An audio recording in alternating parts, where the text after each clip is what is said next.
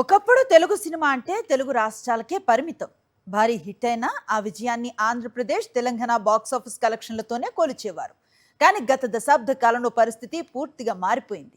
ఇప్పుడు ఒక సినిమా విజయం అంటే కేవలం తెలుగు ప్రేక్షకులు మాత్రమే కాదు, హిందీ బెల్ట్, తమిళనాడు, కేరళ, కర్ణాటకతో పాటు విదేశీ మార్కెట్లోనూ ఎంత ప్రభావం చూపిందనే అంశం కూడా అంతే ముఖ్యమైంది. ఈ మార్పుతో హీరోలతో పాటు దర్శకులపై కూడా భారీ బాధ్యత పడింది. పాన్ ఇండియాకు అప్గ్రేడ్ కావాల్సిన పరిస్థితి ఏర్పడింది. అందుకే ఎన్టీఆర్ చిత్రంతో త్రివిక్రమ్ కూడా పాన్ ఇండియా మార్కెట్లోకి అడుగు పెట్టాడు. గతంలో హీరోల మార్కెట్ సినిమాను ముందుకు నడిపేది, కానీ ఇప్పుడు దర్శకుడి బ్రాండ్ కూడా అంతే కీలకంగా మారింది.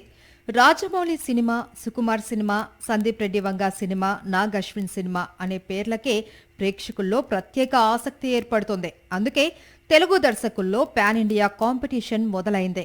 కాస్త ఆలస్యంగా పాన్ ఇండియా లీగ్లోకి అడుగుపెట్టాడు త్రివిక్రమ్.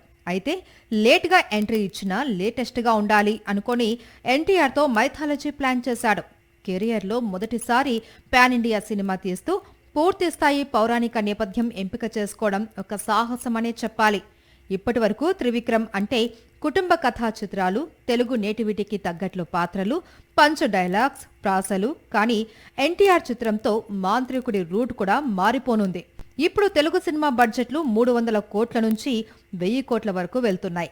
ఈ స్థాయి బడ్జెట్స్తో తెరకెక్కే సినిమాలు కేవలం తెలుగు మార్కెట్తోనే లాభాల్లోకి రావడం చాలా కష్టం. అందుకే నిర్మాతలు కూడా దేశవ్యాప్తంగా మార్కెట్ ఉన్న దర్శకుల వైపు చూస్తున్నారు, వారినే ప్రోత్సహిస్తూ ఉన్నారు. ఇక హీరోల సంగతి సరే సరే, పాన్ ఇండియా అనే పదం బాగా వినిపిస్తున్నా రాబోయే రోజుల్లో తెలుగు దర్శకుల లక్ష్యం పాన్ వరల్డ్ గా మారినా ఆశ్చర్యం లేదు.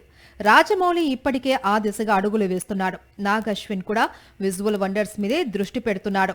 మరికొందరు దర్శకులు అంతర్జాతీయ సాంకేతిక ప్రమాణాలను అందుకోవడానికి ప్రయత్నిస్తున్నారు. మరిన్ని అప్డేట్స్ కోసం ఛానల్ ను సబ్స్క్రైబ్ చేయండి. నోటిఫికేషన్స్ కోసం బెల్ ఐకాన్ పై క్లిక్ చేయండి.